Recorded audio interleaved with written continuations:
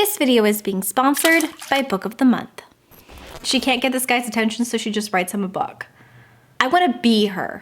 I've got the first stack of books right here. Doesn't it sound fun? The book is not to be confused with the Euphoria of Zendaya. You know if it's a book involving a dog, you're gonna cry. We've all had Tinder, okay? We can all relate to this woman. Have you ever read a synopsis and just been like, if this was the first date, it would lead to a relationship? That's how I feel about this book.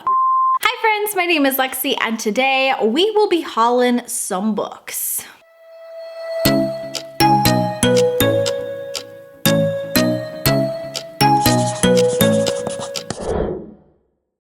My name is Lexi and welcome back to my channel. Today is gonna be an old-fashioned book haul. We love a book haul in this house. We love a shopping spree in this house. You can definitely tell my favorite movie of all time is Clueless because I basically emulate Cher in every single way, except instead of clothes, they're books. But before we get into the book haul, I would like to thank today's sponsor, which is Book of the Month.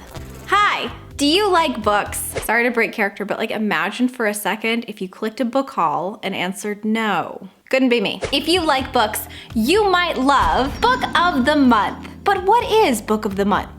You might ask. Well, friend, I'm glad you asked. Book of the Month is a fast-growing online bookish subscription service. Every single month, Book of the Month vets hundreds and hundreds of different books to curate a carefully selected range of books for you to choose from at home. Every month, you go to their website, you pick which book out of the selection that you would like to be delivered to your door, and voila, it literally feels like your birthday. I'm not even kidding. It's like your birthday because you get a present that you get to open, and it's a book.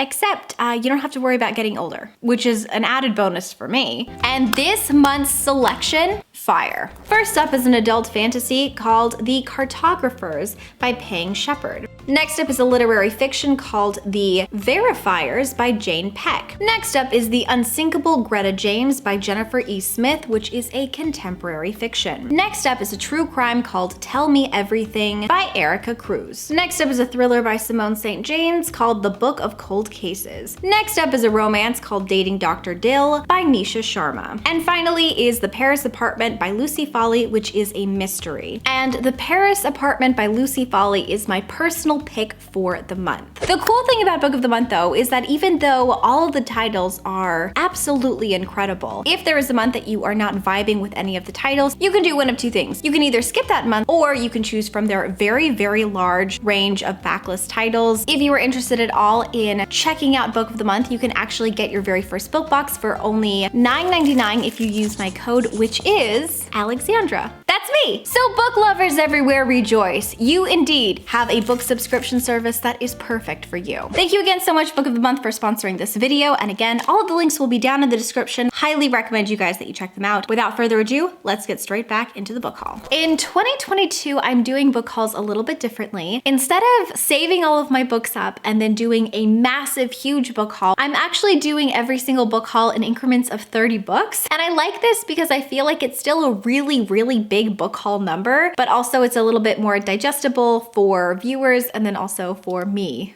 as an editor. Because sometimes when you're editing a video that has 70+ books, you're editing your videos for quite a while. Today I have 30 books to share with you. All of the books, by the way, that have been sent to me, I am now opening in my vlogs, just because I really don't want to lose that experience of opening the books and then talking to you who have sent them to me and thanking you and stuff. And I think that it'd be more fun in a vlog. So all of that is going to be in an upcoming vlog. If you've sent me something, thank you so much. And I'll be sure to link that whenever it's up as well. Okay, without further ado though, let's just jump straight into the book haul. I've got the first stack of books right here and I'm very excited because they're all really pretty. Not why I buy books, but is it an added bonus? Yes. The first book I have here is Euphoria, and this is by Lily King. This book is not to be confused with the Euphoria of Zendaya. I love a Euphoria moment. I just didn't want you to think that this is the origins because like neither of us could be more wrong, okay? So on the back of this, it says, inspired by true events in the life of revolutionary anthropologist Margaret Mead, Euphoria is a captivating story of three young, gifted anthropologists of the 1930s caught in a passionate love triangle that threatens their bonds, their careers, and ultimately their lives. I love a good love triangle. Like, who doesn't love a good love triangle when it's done right, okay? It sounds good, and it sounds juicy, and it sounds dark, and I'm into it. The next book here is a classic, and that is Little Women, and this is by Louisa May Alcott. And I'm gonna be honest with you, I saw the cover of this and was like, whatever that is, I want it. This book is following four sisters, the March sisters, Jo, Amy, Beth, and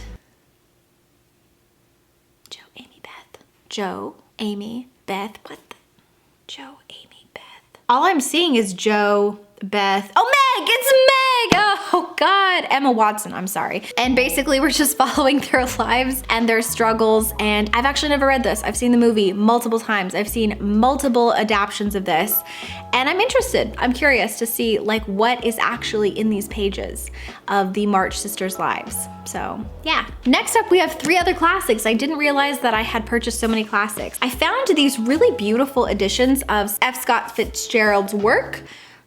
And this is the Signature Classics edition from Barnes & Noble. And I don't know why, but like I was just really vibing with these. So I have this Side of Paradise by F Scott Fitzgerald, as well as The Damned and the Beautiful, again by F Scott Fitzgerald. I just really want to read all of his work / Zelda's work. I don't really know a lot about this, but he very, very famously writes a lot about the 1920s, about excessive drinking. There's a lot of themes involving like the American dream and how a lot of it is kind of fake. I'm just really interested to read more of his works. I am one of those basic English girlies who was obsessed with The Great Gatsby. It's actually one of my favorite books of all time.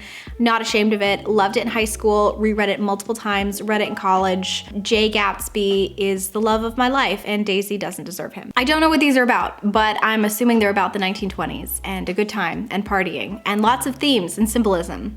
And that just sounds fun. The next book I purchased is The Sun Also Rises, and this is by Ernest Hemingway. I read a book by Ernest Hemingway. I don't remember what it is now. So that sucks for me right now because you probably don't believe me. Was it The Pearl? No, that's by Steinbeck. What did I read by Hemingway? Anyways, maybe I've never read anything from Hemingway. So it says, in the early 1920s in Paris, Jake, a wounded World War I veteran working as a journalist, is hopelessly in love with charismatic British socialite Lady Brett Ashley. Brett, however, settles for no one, an independent, liberated divorcee. All she wants out of life is a good time. When Jake, Brett, and a crew of their friends travel to Spain to watch the bullfights, both passions and tensions rise. You know what? We've got like Spain, we've got Paris, we've got the 1920s. I'm assuming we're gonna have drink. Like, it just sounds fun. Doesn't it sound fun? You know this book is gonna make you cry. Next up, we have this gorgeous book. Like, I love the cover of this so much. This is my kind of aesthetic. Anyways, this is Outline, and this is by Rachel Cusk. This says, Outline is a novel in 10 conversations, spare and lucid. It follows a novelist teaching a course in creative writing over an oppressively hot summer in Athens. It just sounds like one of those books that really hits you in the feels. I love books that are kind of like think pieces that really meditate on life without really telling you what to think. That's what I'm projecting this is gonna be. I don't actually know if that's true. Next up, we have an Oyeyemi book. So this is by Helen Oyeyemi, and it is Gingerbread, and it is so unbelievably beautiful. I mean, like, look at that. It's so gorgeous. So Helen Oyeyemi is very famous for writing very dark novels with a lot of really intense literary themes, but she uses a type of magical realism, sort of. She uses a lot of very whimsical and dark magic, but not in a fantasy setting. It's more woven into the real world, which I think is really fascinating, and I love the style. I've never actually read anything from Helen Oyeyemi, but I've heard incredible things about her writing. This particular book is following, I believe, a mother and a daughter who essentially are famous for the gingerbread that they make, but they're not famous in our world, they're famous in another world. Next up, I have The Friend, and this is by Sigrid Nunes, I think. This book is following a girl who has just lost her best friend and mentor, and when he dies, she decides to take care of his Great Dane, and it's about her healing through grief by taking care of this dog, and the dog, I think, becoming her friend. Who doesn't love a story like that? You know, if it's a book involving a dog, you're gonna cry. You know you're going to want to immediately go out and buy a whole van full of puppies, like that one girl from Bridesmaids.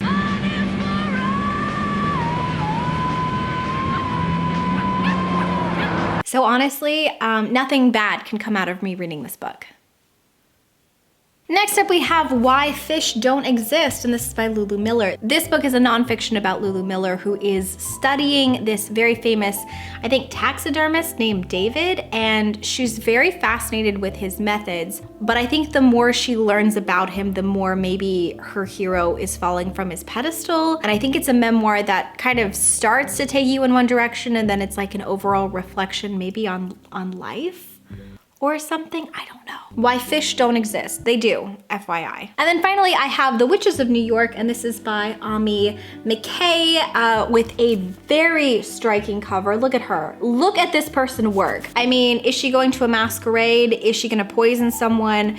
The answer is probably yes to both. Is she gonna break hearts doing it? Yes again. So this is following, I think, like a coven or a family of witches in the 1800s in New York City. And this group of witches actually works as mediums in New York City, which is what I just said. At their humble tea shop, Tea and Sympathy, Adelaide and Eleanor provide a place for whispered confessions, secret curses, and spiritual assassinations for a select society of ladies who speak the right words and ask the right questions. Give me a break. Like, this is obviously gonna be one of my favorite books of all time. Have you ever like read a synopsis and just been like, if this was the first date, like, it would lead to a relationship? That's how I feel about this book. That's it for that stack, so let's go ahead and move on to the second stack. The next two books are sort of, kind of recommendations. I found these recommendations from my friend Brooke, who is also a librarian. We met in grad school.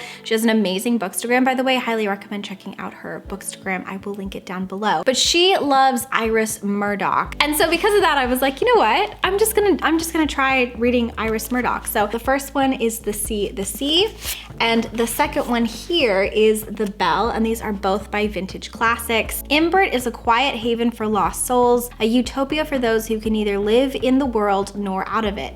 But beneath the gentle daily routines of this community run currents of suppressed desire, religious yearning, and a legend of disastrous love. That sounds incredible. And then this Iris Murdoch says, Charles has determined to spend the rest of his days in hermit-like contemplation. Charles has like the right idea, you know? He buys a mysteriously damp house on the coast, far from the world of theater where he made his name, and there he swims in the sea, eats revolting meals. Okay, well, there you've lost me. And writes his memoirs. But then he meets his childhood sweetheart. Oh my God! And memories of her lovely younger self crowd in. I'm very excited. I think this will be great. But again, I basically just bought these because I trust Brooke. I would trust anything that she tells me to read. So next up, I have a book that I've heard pretty mixed reviews about, but I've always wanted to read, and that is The Nest. And this is by Cynthia Sweeney. This particular book is a family drama kind of a book. It's about a group of siblings whose parents, I believe, pass away. I think that they are in danger of losing out on the inheritance because of the younger sibling. He keeps like doing things that's putting all of them in jeopardy of not getting any of their funds. That's all I know, but I actually love messy family dramas involving like a big inheritance. I think it's always really fun to play around with and read about, so I'm very excited. I hope I will love it. I think it'll be great for like the summer. Next up is a book that I have been hearing a lot about on Booktube and specifically on Bookstagram. I think it came out last year, and that is Early Morning Riser, and this is by Katherine Heaney. This particular book is following Jane, and Jane falls in love with a person named Duncan, and she discovers that Duncan has actually dated quite a few women where they live, and she finds that she is constantly feeling not good enough and also very insecure, I guess, in her relationship, especially when she meets his ex-wife, Aggie. She kind of wants to sever ties with Aggie, but then I think that a very, very tragic car accident kind of makes it so that they all have to work together as a family. The next book I found actually from Read with Cindy's channel. She really, really liked this book, and that is Untamed, and this is by Glennon Doyle. Also, there was a sticker here, so if you see anything shiny, because there was a sticker here, I really wish people would stop putting stickers on covers of books. I think that this is a memoir. This really happened. And it's about a girl who was married. I think that she was like living her life. She was fine. And then from across the room one day, she saw a woman and I think immediately like fell in love with her, but she didn't even think that she was anything but straight. And I think that this is the memoir of that experience and how that happened. And it just sounds really interesting. The next book is a book called The Life of the Mind. And this is by Christine Smallwood. And this particular book is following Dorothy, who is an English professor, and she is going through a lot. Big trigger warnings here. She has gone through a miscarriage and she is currently not talking about this to any of her co-workers. So only her husband, I think, knows what she's going through. And it's just a book about, I think, growing up. It's a book about coming to terms with certain things, about ambition and about childhood. And it sounds very interesting. Again, like I love this sort of type of a novel where you're just looking at a normal person's life and how they're interpreting the world. And it's not necessarily telling you anything.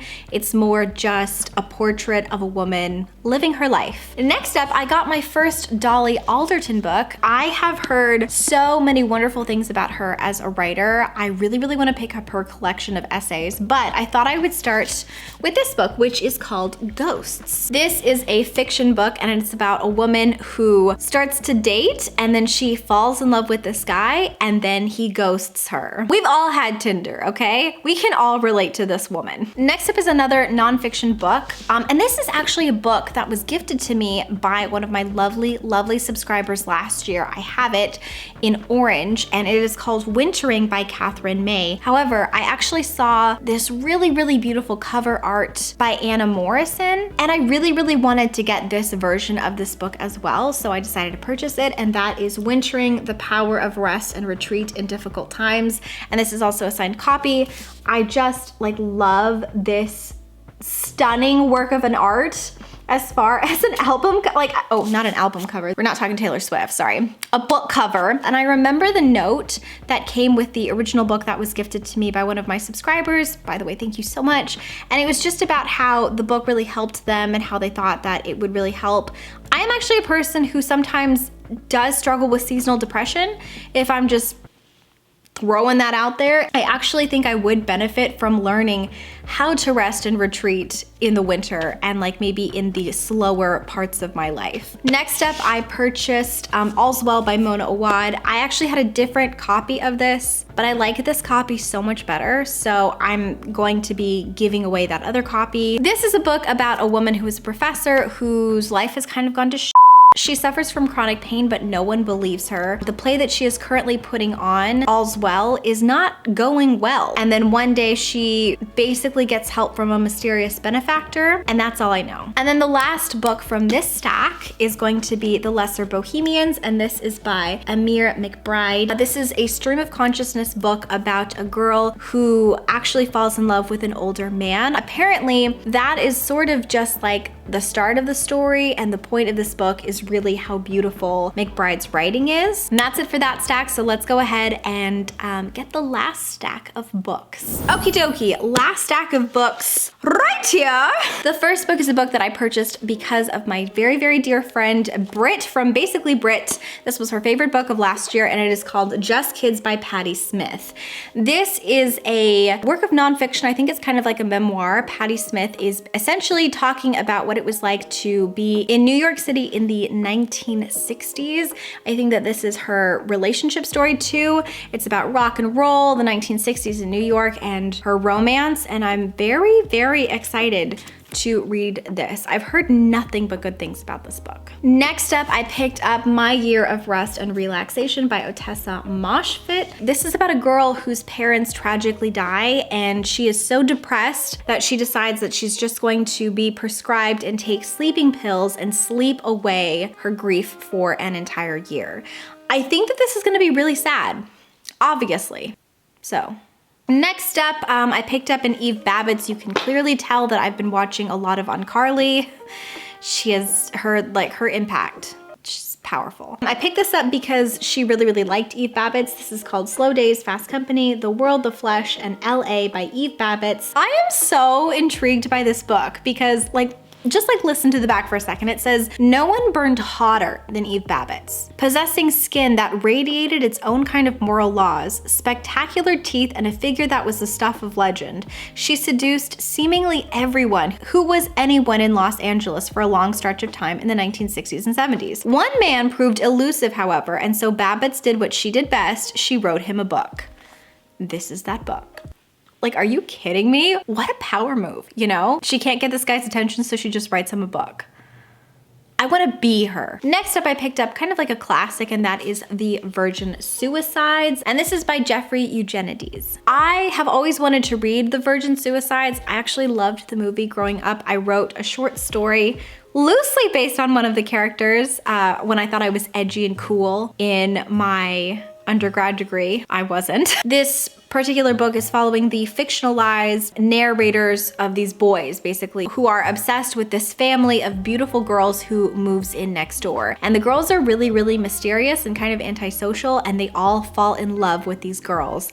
And they kind of almost put these women on a pedestal, and then tragically, the Virgin Suicides, like, it's not a spoiler, they all commit suicide, they all die. And it's kind of like exploring that whole summer that everything went down. Next up, I picked up Luster, and this is by Raven Leilani. This book is about Edie, and Edie falls in love with a man who is in an open marriage. Edie doesn't really know how to feel about that, and then she slowly gets entangled into his life with his wife and his children. Things become apparently a little bit messy and complicated. And you know what? I'm very interested to see where this book goes. I think it'll be interesting. Yeah, it sounds cool. Next up, we've got Milk Fed, and this is by Melissa Broder. This particular book is about a woman who is really struggling with an eating disorder and also with her relationship with her mother. And specifically, she feels like she doesn't really deserve to eat, I believe. And then she ends up falling in love with a girl who is scooping ice cream. So I think it's about her relationship with food, with her body, with this new girl, and also with her mother, and how everything kind of collides. I've heard that this has very graphic depictions of like food and like her eating disorder, so if you're triggered by any of that, you might want to skip this. But I do have high hopes for this because I've heard really, really good things about this book, actually. Next up, we have another Lily King book. This one is 5 Tuesdays in Winter. This is a collection of short stories. I believe all of these short stories are contemporary fiction, but I don't know a lot more than that. However, I've heard wonderful things about Lily King's writing. I feel like a short story collection can sometimes be one of the best introductions to a writer's writing, especially if like they're new to you, just because you kind of get like a sample of what they're capable of in little bite-sized portions. Next up, we have Conversations in Love, and this is by Natasha Loon. And this particular book, I think, are just conversations about love from different people. It says, in Conversations on Love, she began to find answers. So one person says on falling in love slowly, Dolly Alderton says on vulnerability in love, somebody else says accepting change, on friendship in love, loneliness of loss, parenthood, the science of sex.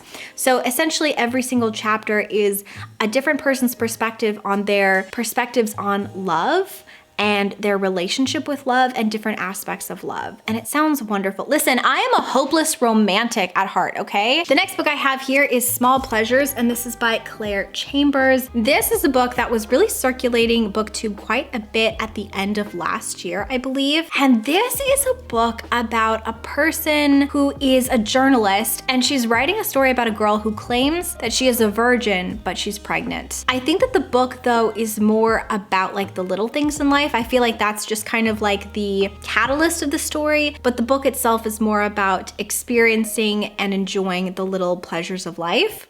I could be bull you, I don't know. Oh, also just to clear things up, the girl isn't pregnant and she comes to the reporter. She's already had the child and she claims her child was born of a virgin birth. Yes. And finally, the last book that I have to share with you is Violetta, and this is by Isabel Allende.